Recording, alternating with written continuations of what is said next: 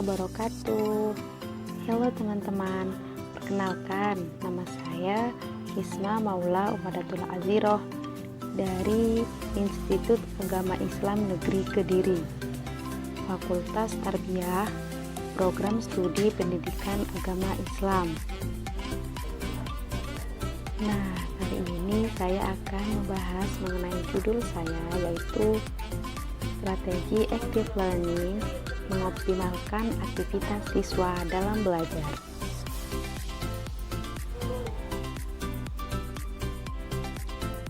Nah, kalian tahu tidak apa sih active learning itu? Ini adalah Mel Silburn, seorang guru besar kajian psikologi pengajaran. Dia adalah orang yang pertama kali mengembangkan tentang strategi pendekatan active learning ini. Dia mengatakan bahwa active learning adalah cara pandang yang menganggap belajar sebagai proses rekonstruksi pengetahuan dan menganggap mengajar sebagai kegiatan yang mengembangkan inisiatif dan kemauan belajar siswa selama hidupnya.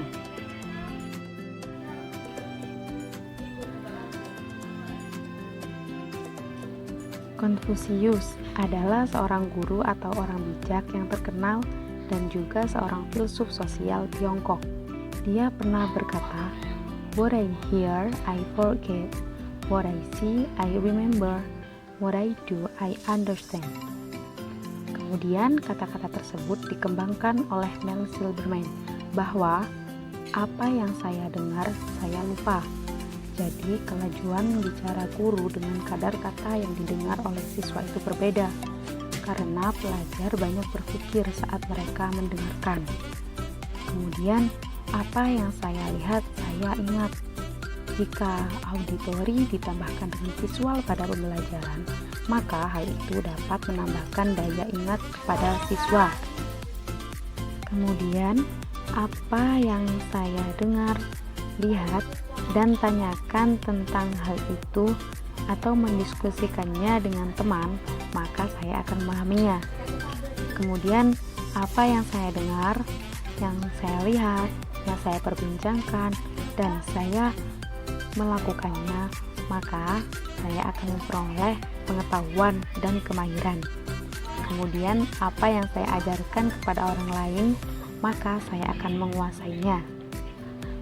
Nah, karenanya strategi active learning itu sangat-sangat dibutuhkan dalam pembelajaran. Nah, jadi pengertiannya active learning atau dalam bahasa Indonesia berarti pembelajaran aktif adalah suatu proses pembelajaran dengan maksud untuk memberdayakan peserta didik agar belajar dengan menggunakan berbagai cara atau strategi secara aktif.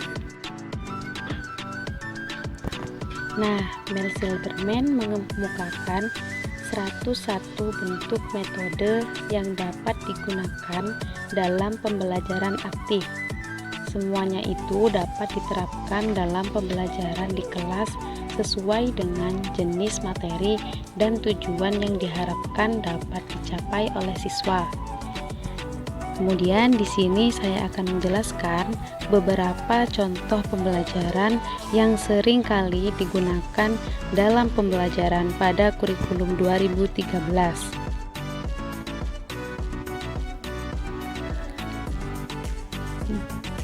Ya, berikut ini adalah metode pembelajarannya.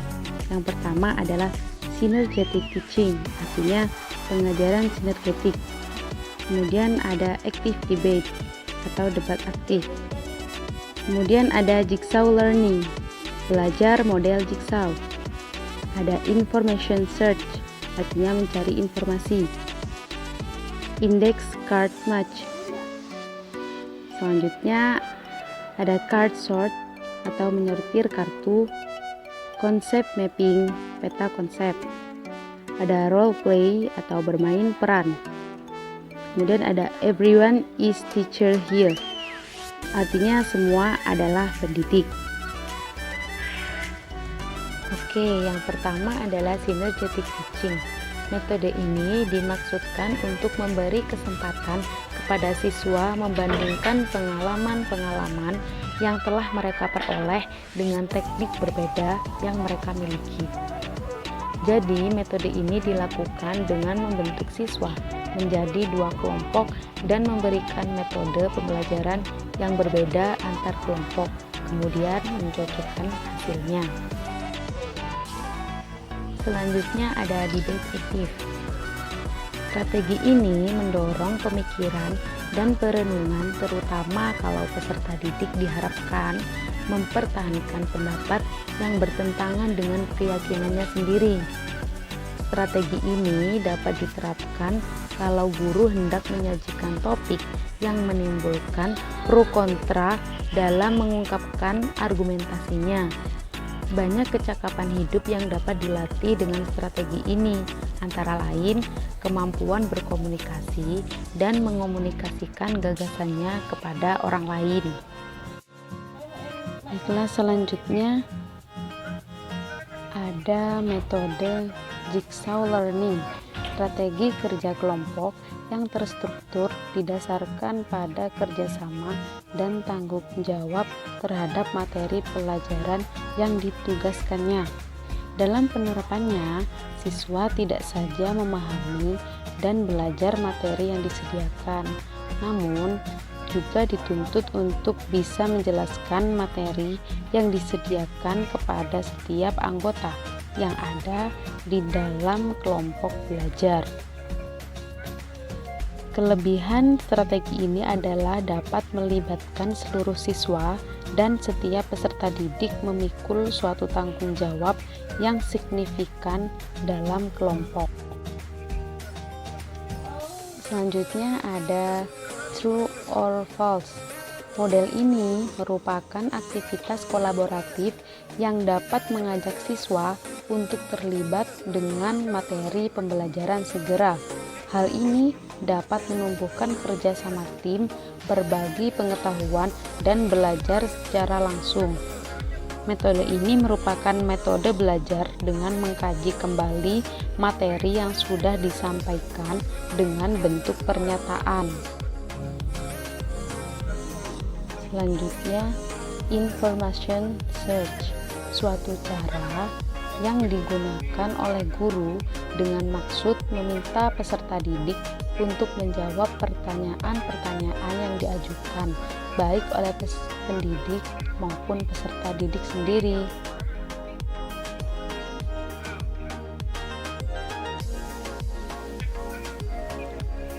Nah, selanjutnya ada information search, suatu cara yang digunakan oleh guru dengan maksud meminta peserta didik untuk menjawab pertanyaan-pertanyaan yang diajukan baik oleh pendidik maupun peserta didik sendiri. Dengan begitu, seluruh siswa akan berlomba-lomba mencari jawaban dari pertanyaan yang diberikan oleh pendidik. Nah, selanjutnya ada metode card sort atau menyortir kartu. Strategi yang digunakan oleh pendidik dengan maksud mengajak peserta didik untuk menemukan konsep dan fakta melalui klasifikasi materi yang dibahas dalam pembelajaran. Gerakan fisik yang didominan dalam strategi ini dapat membantu mendinamisi kelas yang jenuh dan bosan.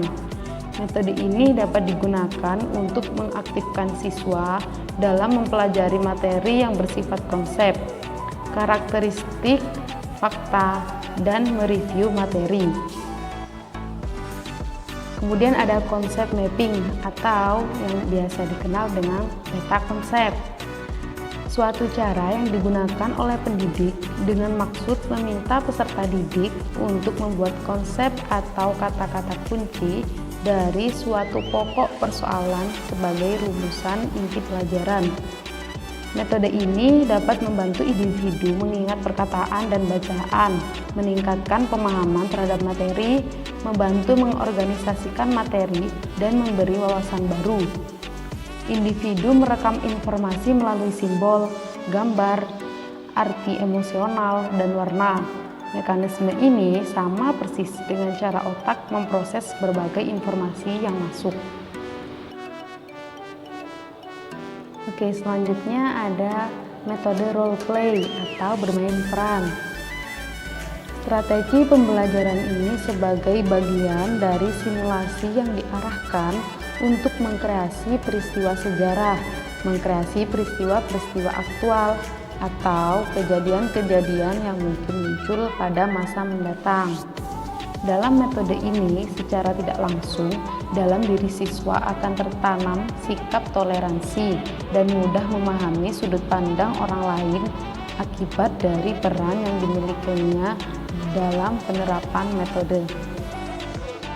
Dan yang terakhir ada everyone is teacher here, atau semuanya bisa menjadi seorang guru atau pendidik. Strategi yang digunakan oleh pendidik dengan maksud meminta peserta didik untuk semuanya berperan menjadi narasumber terhadap sesama temannya di kelas belajar. Strategi ini bertujuan untuk memberikan kesempatan yang sama kepada setiap peserta didik untuk berperan sebagai guru bagi teman-temannya. Dengan begitu, diharapkan agar peserta didik yang pasif dapat ikut terlibat dalam pembelajaran yang aktif. Nah, itu tadi adalah beberapa contoh metode pembelajaran yang dikemukakan oleh Mel Silberman dan yang sering sekali digunakan pada pembelajaran saat ini. Dari pengimplementasian ke-9 metode pembelajaran tersebut, maka dapat diketahui beberapa kelebihan dan kelemahan dalam strategi active learning. Di antaranya, saya akan menyebutkan dari kelebihannya terlebih dahulu. Kelebihan yang pertama adalah meningkatkan kemampuan siswa untuk mencari dan menemukan informasi sendiri. Jadi, siswa akan berusaha mandiri untuk mendapatkan informasi yang dibutuhkan. Kemudian ada yang kedua, membuat siswa tidak mudah melupakan informasi atau pengetahuan yang baru saja diterima. Nah, kemudian ada membuat otak bekerja lebih baik dalam menyimpan informasi atau pengetahuan. Karena dalam pembelajaran, metode ini lebih pada usaha siswa itu sendiri, maka siswa akan mencari alternatif sesuai dengan kemampuan kreativitas masing-masing individu, sehingga mereka mudah untuk mengingat informasi yang diberikan oleh pendidik. Nah, selanjutnya ada mengembangkan inisiatif dan tanggung jawab belajar siswa, bahwa setiap siswa atau masing-masing siswa itu memiliki tanggung jawab dalam belajar itu berbeda-beda. Kemudian ada meningkatkan aktivitas siswa. Kegiatan pembelajaran active learning akan berhasil baik jika siswa memiliki motivasi yang tinggi dalam belajar. Karena motivasi belajar yang tinggi akan mendorong siswa untuk aktif berpartisipasi pada pembelajaran dalam setiap strategi dan model active learning. Nah, supaya siswa dapat memperoleh hasil pembelajaran secara efektif dan optimal. Nah, kemudian yang terakhir adalah bahwa strategi active learning ini dapat meningkatkan perilaku atau sikap positif dari siswa. Nah, selanjutnya ada kelemahan dari strategi active learning. Yang pertama adalah tidak mudah mengakomodir semua keinginan siswa tentang proses pembelajaran yang mereka harapkan berlangsung. Hal ini dikarenakan karakter setiap orang itu berbeda-beda, maka keinginannya dalam mempelajari sesuatu itu juga berbeda. Ada yang suka mendengar, ada yang suka belajar dengan bergerak, dan lain-lain sebagainya. Yang kedua adalah menghendaki inovasi guru. Strategi ini membutuhkan inovasi untuk membuat kelas menjadi aktif. dan pelajaran juga dapat dipahami siswa tanpa terjadi kekacauan dalam kelas. Kemudian ada menuntut keaktifan guru. Memang benar, dalam strategi ini siswa yang lebih mendominasi pembelajaran. Namun, bukan berarti guru tidak ikut campur dalam proses pembelajaran. Guru itu sebagai petunjuk arah dalam membawa suasana kelas dan fasilitator dalam pelaksanaan proses pembelajaran. Nah, kemudian yang terakhir adalah mengendaki kreasi guru secara terus-menerus atau berkesinambungan. Nah, karena ada beberapa tuntutan kepada guru dalam pelaksanaan proses pembelajaran, maka dari itu guru harus mengembangkan inovasinya secara berkesinambungan. Oke, jadi itu tadi adalah beberapa kelebihan dan kelemahan dari strategi active learning. Oke teman-teman, itu tadi adalah beberapa penjelasan mengenai strategi active learning yang dapat saya sampaikan. Apabila ada kurang lebihnya atau salah kata, mohon dimaafkan. Sekian dan terima kasih. Akhirul kalam, wassalamualaikum warahmatullahi wabarakatuh.